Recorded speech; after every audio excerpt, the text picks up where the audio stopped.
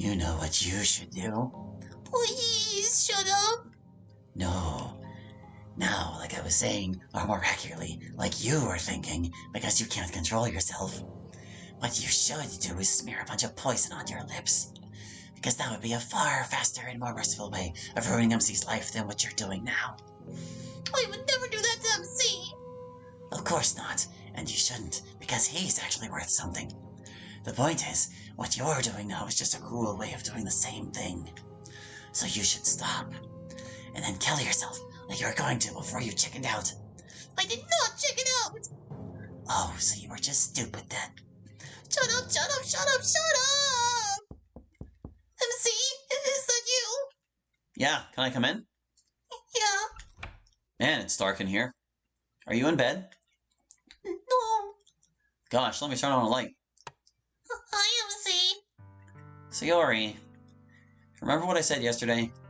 You don't have to pretend to be happy around me. It's okay. But I want you to be happy. It won't make me happy for you to wear yourself out trying to put a bright face on things, little bun. What would make me happy, what makes me happy is being able to see, is being able to someone you can lean on? I think there's a word missing there. It makes me feel good when you're able to let your guard down around me and just be how you are. It worries me when you spend all your strength on pretending to be happy with me.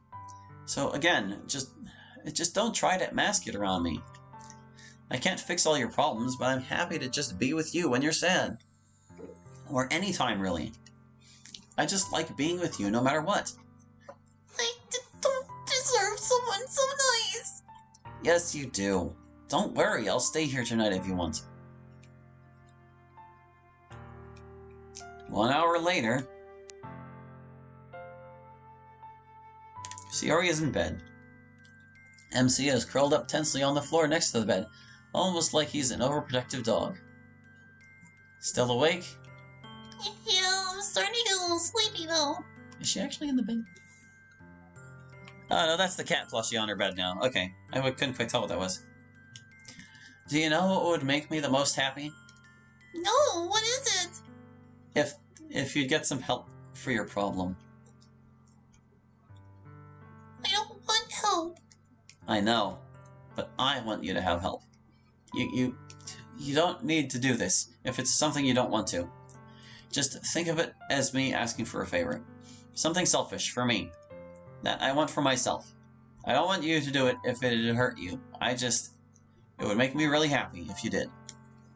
Why? Don't tell her you'd feel less bad about her suffering. She'd catastrophize the fact that you felt bad at all. I'll frame it differently. I'd just be really happy to know that you were. I see. We don't have to talk about it anymore. I know you don't like it. Yeah, but I would want to get off. Yeah. But I've said all I've wanted to say. So I don't need to talk about it anymore, I think. Let's just get some sleep. Oh, okay. MC? Yeah? I'm glad that me fighting my depression makes you happy. Of course it does. That's all for now. Be sure to email Monocare questions for the club at that place. Very special thanks to Cywaves, aka the mighty art bot for the Yukata sprites, and to J-Synth Stakes for the CG of MC and Sayori. Credit is also due to the motionarray.com for the fireworks BG, and to Leo DiCaprio for the jazz arrangement of the main theme. All other non-stock backgrounds new to this episode are by Minical. Thanks for watching Club Meeting Season 2, and welcome back! See you next time! Next time is right now, because my episode structure doesn't necessarily match their episode structure. Alright, number 14. Miss Ida investigates the club. MC tries to convince Sayori to do therapy. I'm going to be giving Miss Ida a different voice than I gave her in the original playthrough. Ah, said someone. Another fine school day. Let's see, what's on the agenda for today? Yes, we're still in the history portion. This is probably Miss Ida, isn't it? Well, you know what? I'm not going to make assumptions. La Voichère and Mendeleev. Splendid. I probably botched those horribly. And let's see, I have a couple of office meetings. I have to start doing faculty advisory guidance meetings with my assigned seniors. Rie, Kenzo, and Masato. I'll probably just get in touch with them and ask them when they want to meet later on. Looks like I have enough on my plate today. Wait, I also have an after-school meeting? Oh right, I made that appointment myself. That should be an interesting one. Words. But enough planning. It's time to get to it. For science! And so, policy pamphlets will have to go home with students. Make sure your class agenda has the download available also. Before the science, there just has to be bureaucracy. Seems counterproductive sometimes. Every moment we spend in here is a moment we're not spending teaching. Is all this administrative stuff really worth it? Lesson plan approvals have all been done now, correct? Mr. Suji, the only other teacher who handles my subject. He knows the material like the back of his hand. I'm teaching for 25 years. But I think every single one of his classes has probably had the same experience. I don't think he's changed his lesson plan once in those 25 years. It's hard to imagine not personalizing lessons to the students you have. Does he care about his students?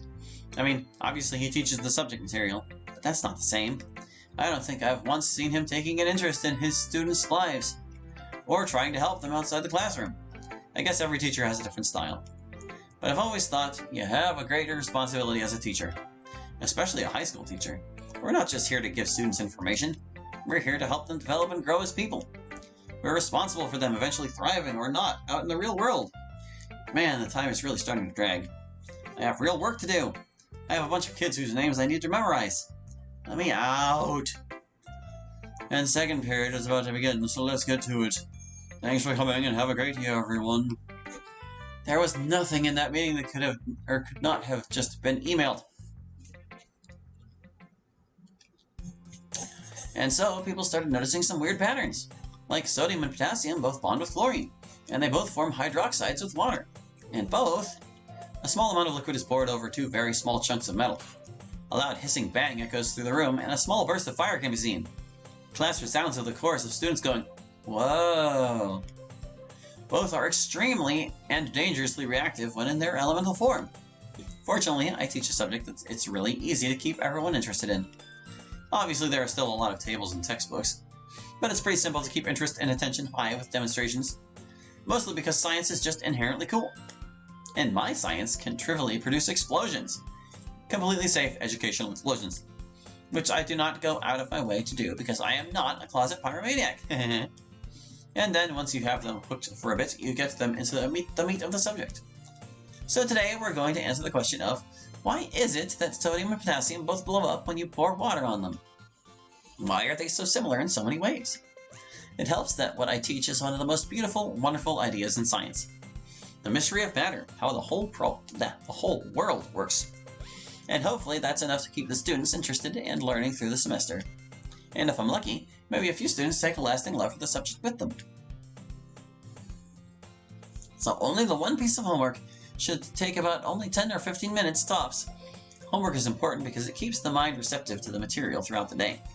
But it should be used to reinforce, not to teach in the first instance. And if you do too much of it, you'll just kill interest and give the students an aversion to the topic. Mustn't forget, I have business after class is over. That's all, I'll let you guys go a couple minutes early. The class starts to shuffle out of the room. Oh, but Kento! We need to take care of something real quick. Sure, what is it? We need to get our advisory guidance meeting, or whatever it's called, out of the way. As far as I'm concerned, you can just pick any time. Preferably immediately after this class, but I'll work with your schedule. Oh, right, I forgot about that. Not this week, still kinda hectic with all the classes, getting things started. But maybe next week sometime. Sounds good! Oh, and be sure to do that homework puzzle I gave you. Next week we talk about electrons, which is an awesome topic. But you've got to make sure you finish that puzzle so you can be ready for it. Hey, don't worry, I'll get it done. You sure are the most enthusiastic teacher I've ever had, I'll give you that. See you next class. Enthusiastic? Maybe. I guess that's one way to put it. It is, Mrs. Ida. Is that how my students see me? Enthusiastic? Well, better than annoying, I guess. Time for another faculty meeting. At least those will be mostly over after this week. Words. The game is on, Miss Ida. It's me, by the way. You know, the omniscient God Queen who rules this world. Just kidding. These are tedious. Hang on.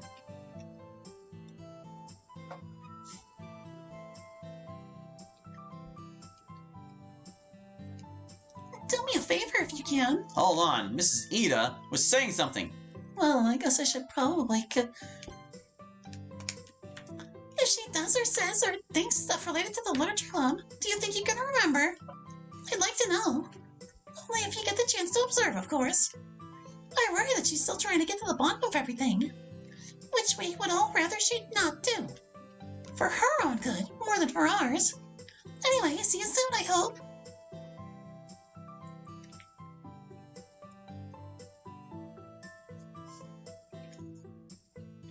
Time to go. Yuri is happily eating her usual lunch. She's also, as usual, reading a book while eating. What you reading, nerd? Natsuki, what a pleasant surprise. I was just reading The Log from the Sea of Cortez by John Steinbeck. Another book about the ocean, huh? Not even going to tease me about being a nerd. No, I don't really feel like it. Oh. Well, yes, it's another book about the ocean. I've been a little obsessed with the topic since our trip to the aquarium. I would talk about it more, but I don't want to do that thing where I go on and about and bore you. How are you, Natsuki? Are you feeling all right today? Yeah, I'm okay. Just a little more tired than usual, maybe. Takes a while for me to get back to my normal sleep schedule after summer ends. Is your summer sleep schedule all that different? Oh, yeah. Usually I go to bed like around 10 p.m., but during the summer I just do whatever and I end up in bed by like 11:45 sometimes. Yeah, that's my bedtime. It's crazy. Yeah, that's pretty wild stuff. You're mocking me, aren't you? Only a little.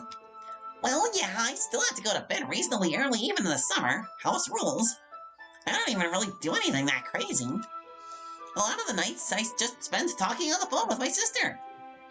How's she doing? I haven't heard much about her life from you recently. Well, you know, her junior year went really well, and she's really looking forward to her junior year. Wait, what?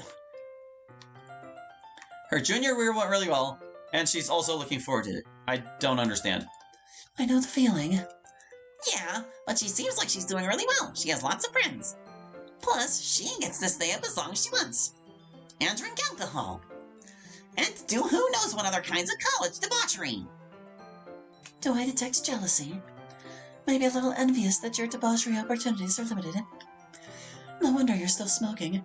It's your only way to barely touch that life of self-destructive, hedonistic vice.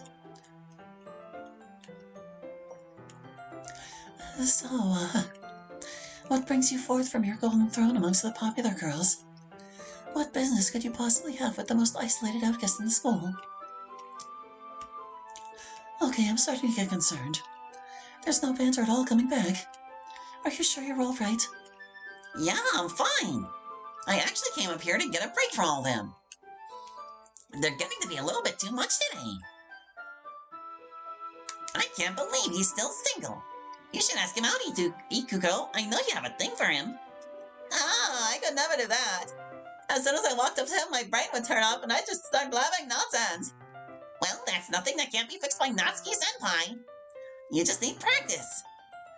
Yeah, anyway, you couldn't do worse than Hana did last year. Haha, remember that? She couldn't show her face for a week. Oh my god, I remember. That was so gross.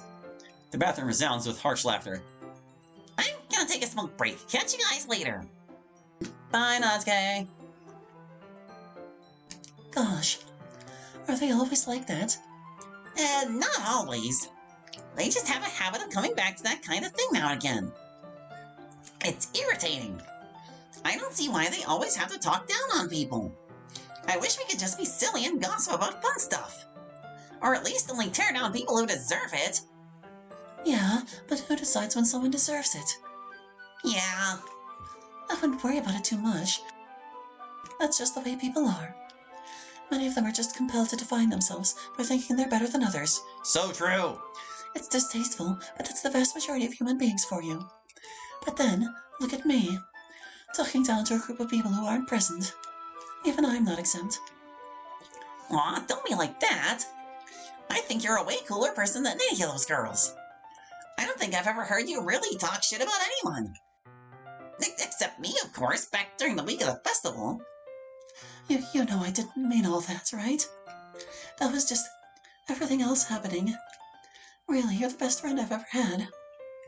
Well, yeah, you're mine too. It feels kind of weird saying that. Like we weren't supposed to acknowledge it or something. But I'm glad. It's really nice having you as a friend, Yuri. Alright, enough of this. It's starting to get weird, not used to you being so sincerely nice for so long. Needing to make some snarky comment to restore the balance. Well, I would, but I need to return to my golden throne. My adoring fans require my presence. How was that? To be honest, I kind of wanted to hear your long, boring speech about the ocean. Well, it kind of ruins the effect if you're so nice to me afterwards. But still pretty good, I'd say. I probably should go back down. It's been about the length of a smoke break. And despite their faults, they're actually pretty fun to hang out with most of the time. See you at the club today. Of course. It's really fun to eat in the lunchroom with you. MC and Sayori giggle and briefly hold hands. Many of the other students stare and point it out to each other. Everyone's looking at us. Aren't you a little bit embarrassed? Nah, not really. Like I said, I like sitting out here with you. I mean, spending a lot of time with just you and me over the summer was a lot of fun. But this is kind of novel, isn't it? I think it's kind of fun. It's just nice to be out in public with you, I guess. And have everyone know that we're together, rather. Don't you think? I really love it when you know we're together. It makes me feel really excited. And I don't know, proud, I guess? Like, look at me, I managed to land the best guy ever. How did the worst girl in the world manage that? Anyway, yeah, I like that people know. I just wish they wouldn't point and stare. It makes me feel nervous. Everything okay, MC? I wish you wouldn't say things like that. What, the things make you feel nervous? I think you might be disappointed. I get nervous pretty easily. Yeah, you know that's not what I meant. Or mean, rather. I mean, I wish you wouldn't say things like you're the worst girl in the world. Well, yeah, why not? I mean, it's just how I feel. And I don't mind. I'm happy with it as long as you're happy with it. I'm not happy with it, though. Not because I think you are bad in any way, but because you think you are. But why would that upset you? It's just dumb old Sayori feeling dumb Sayori things. As long as I don't do things that affect you, it's alright, isn't it? Well, first I should say that it's always alright, no matter what. There is nothing you could say, or do, or be that wouldn't make me happy to be with you, always. But when it comes to you saying and feeling all those bad things about yourself, yeah, it makes me feel bad. Now, don't freak out, let me explain. I know it's a terrible fear for you to feel like you're making anyone feel bad in any way, but just bear with me. I love you, Sayori, and that means I empathize with you. When you feel bad, I feel bad. All I ever want is to have you be genuinely happy and warm inside. But when you hurt, I hurt too. That's not your fault, or something wrong with you, or something you should feel ashamed about. That's just how I feel. And it's not something you can fix in me by trying to remove yourself from my life either. Because that just makes me feel even worse. Especially because I know that you'd be really unhappy about it. Is any of this making sense? I'm trying to listen to it for what you're saying. And not what I'm afraid it means. Because most of my brain is just screaming that I'm the cause of something unpleasant to you. And I need to make it stop by any means necessary. I know. Well, the reason I tell you is that I want you to be okay with it. There are no relationships where the people don't occasionally cause each other problems. I'm definitely going to be a source of plenty of problems for you. So I don't know, I guess I'm hoping that you can be okay with the idea that I'll feel bad for you. And that as long as you keep hating yourself, it'll cause me pain. I'm not saying you have to fix it. Just that we should be okay with that and not let it ruin the happiness we do have, you know? But... Sierra looks quickly around the room and takes a deep breath, then continues in a calmer voice. But I don't want to cause you any pain. I feel like that's rational whether I'm depressed or not. Isn't it? Of course it is. The point is, I love you completely, and causing pain or not doesn't matter to that. Just know that as long as you feel bad about yourself, I'll be there feeling bad with you.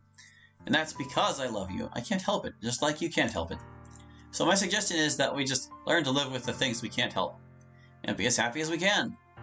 Anyway, I'm going to start heading to class. We'll talk more about this later if you want. Just don't ever doubt that I love you the best, sweet cinnamon bun. And as he plants a kiss on Sayori's forehead, then leaves. A few people in the cafeteria can be heard saying, "Aww."